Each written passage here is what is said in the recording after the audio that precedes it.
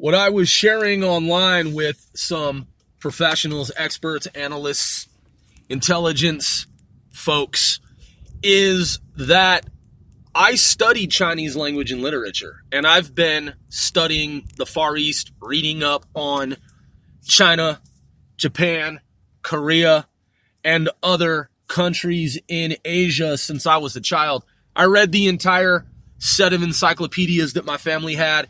In fact, we had a couple different brands of encyclopedias, and there was no internet when I was a kid. So I used to read the encyclopedias just as a child would read golden books.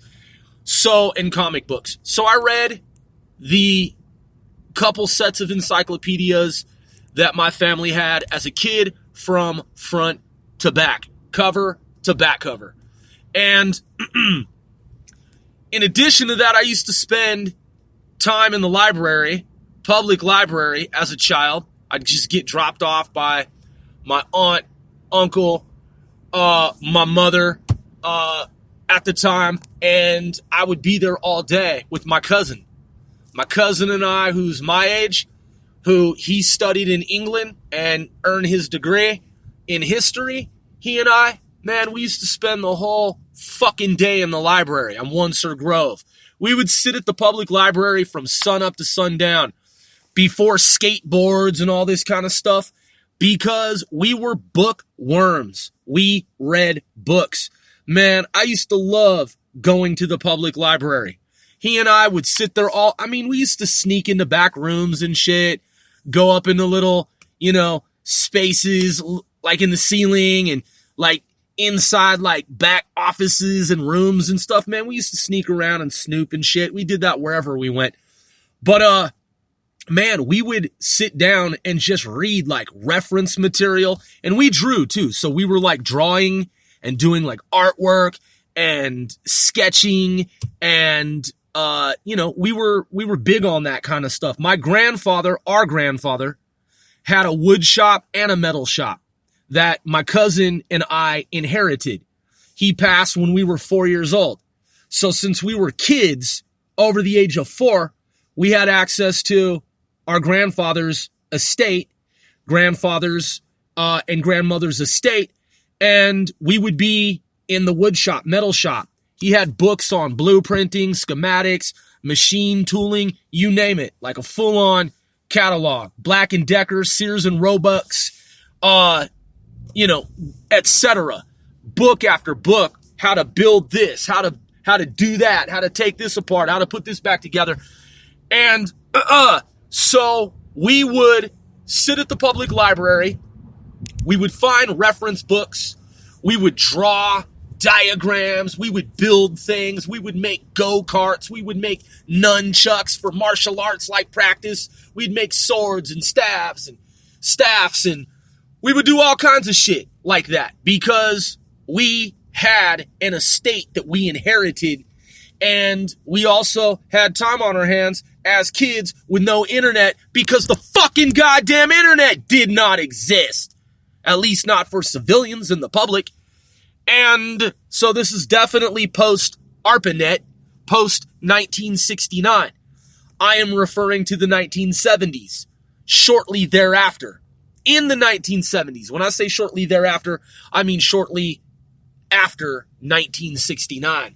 Not too long after 1969 with the advent of ARPANET. So we would look at a lot of books. We would look at a lot of books that included diagrams, blueprints, exploded views, schematics, flowcharts, this, that, you name it, from A to Z. And we would just sit in the library and we just like flip through books on every fucking conceivable subject and topic. Dewey Decimal System, learn that shit. We used to go and look for, and we had a huge public library too. I'm talking about an enormous public library. It was well endowed. And not like a lot of public libraries that are just these little tiny things. No, we had a huge fucking public library with a basement. So we would go into the archives. We would go into special reading rooms. Yes, they had the special reading rooms for certain books. You had to check out and take the book into the room. And then they would, document and put into the manifest, write, notate that you were in that room reading that. Man, we used to look at all kinds of shit, man. We'd use microfiche, and we just explored the library, the ins and outs of the library system. And then when I was traveling to 25 states on a bit of a sabbatical, after a few years of college, I would, similarly as I did when I was a youth, after the advent of the internet, I used to spend fucking so much time in libraries, so much time in fucking libraries. And then there was a time when I was at one particular college university system, and there was a box of books that were freebies. They were free books. And I came upon this book, and I was like, nah, this can't be fucking for real. How is this book in here? I'm looking at it. There's no barcode. It's not in print. And I realized that it was a book that was made at CIA. It was literally made at CIA. And it was a book on U.S. foreign policy toward China. And it had national intelligence estimates. For those who are familiar with the NIE system, National Intelligence Estimates, November, India, Echo, NIE, National Intelligence Estimates. And it was China between a certain block, that is range of years, a certain block of years, range of years. And it talked about intelligence operations that had been conducted in China. Now, keep in mind, this was unclassified. This was unclassified, but it was a book that was at CIA. And I believe, if I'm not mistaken, it had been in the Sherman Kent library for analytic tradecraft. And it was, did it have something to do with the Near East, Far East? One of the different divisions of CIA had created, that is, authored and printed the book internally with their own internal printing press system. And then it was used, that is, utilized by academics and scholars who are not just at the Near East and Far East desks, but other analysts, including those at the Sherman Kent Center for Intelligence Research, Analysis, and so forth. And then the book had been somehow downgraded and then made available to this college university, but it's not a book that's in fucking print. It was never a book that had an ISBN number. There's no international like ISO code. It's a book that was created at CIA. I got my hands on it, and I looked it up because it was a freebie, and I looked it up and saw that there were only a handful of these that were ever made, and I actually sold it. I had it for a number of years, and then I found out that it was in demand. And there was a university, I want to say in Philadelphia. This is like this is close to 10 years ago, like a decade ago. I sold it to a major university in Philadelphia. They took it off my hands for like $150 dollars. So I should have kept it. In hindsight, I should have just kept it. I also have Venona, written by FBI counterintelligence expert during the at FBI during the Cold War with the former Soviet Union, Mr. Major. I have his book. He gave it to me in person, Venona, and that book is not in print. It was never published and made widely available. I have a copy of Venona, and to this day, that I was given as a one of a handful of these books that I believe he said, if I'm not mistaken, there were like 500 printed or something like that. Was it 5,000? It was not published openly, like in the public domain. And so I am privileged and honored to have a copy of Mr. Major's book, Venona. So the history of China. When I was a child, I read everything that was available on the subject of China, Japan, Korea. Do I remember to this day, if I were to go on a game show, do I remember every tidbit, every morsel, every factoid, every tick of data as it pertains to China? No, I don't.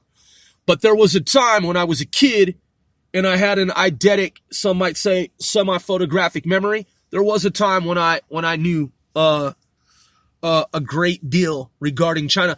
And I'm a history buff as well. I have a lot of historians in my family. There are a lot of historians in my family. I shared with you that my cousin has a degree in history, and his uncle has a degree in history and was a professor for 35 years and is retired. His degree's in history. He taught history. Their grandfather on his dad's side, he taught at a college, in the college university system. My mother was actually one of his students. He taught microbiology, and he was also a code breaker and code maker, and radio operator, famous too, by the way, during World War II. My grandfather, my cousin, and I, our mutual grandfather on our mother's side, he was a telegrapher, so he did Morse code in World War II. And the two grandfathers on both sides knew each other, obviously. So both grandfathers in World War II, grandmother on our mother's side in World War II. My mother worked with codes and ciphers. She was in black chambers, cipher rooms, skiffs, in embassies, U.S. embassies, and other locations. So my cousin and I, had access to a lot of books and family, personal, home libraries. And, my mother had books on Pascal, Fortran, and COBOL when I was a child. A lot of military publications that she needed for work. And I've talked about this. The point is, I've seen the different epochs of time. I've studied ancient history, 240 million years plus going backward.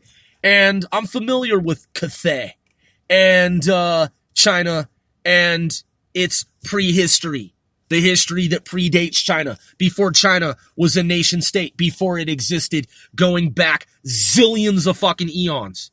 So, yeah. Definitely familiar with China, definitely familiar with Mao, definitely Zedong, definitely familiar with thousands of years prior to that era in which Mao existed, and Cambodia, and Vietnam, and surrounding area, the Mongolian Empire, inner, outer Mongolia, Tibet, Hong Kong. So definitely, know a thing or two regarding China and our foreign policy as it pertains to China in 2020. Yeah, I'm definitely in the know. I'm one Sir Grove. Thanks for tuning in.